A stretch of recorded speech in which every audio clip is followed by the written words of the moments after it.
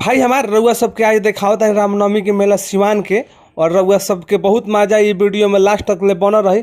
आ पूरा सिवान सज धज के तैयार रहा और रउआ सबके देखावत तनी देखी सबे।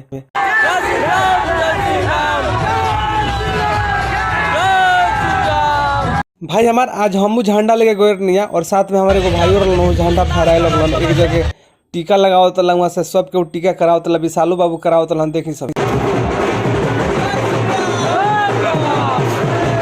बहुत बहुत धन्यवाद बटे रुआ इतना अच्छा काम करते हैं। राम जी के जन्म के शुभ अवसर पर सबके उमंग में रहा डांस रुआ सब देखी थोड़ा थोड़ा। अरे राम जी के मूर्ति आगे रहा पीछे से सोहर भी होता रुआ सब सुनी।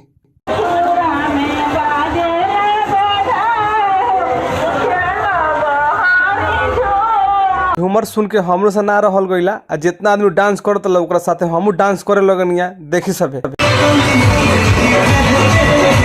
बगल में जुलूस निकलला ओहू में अच्छा गाना बाजतला तो ओहू में गइनी सन डांस उल करे लगनिया सन। आ ई गाना सुनी सबे ट्रेंडिंग में सुनी सबे।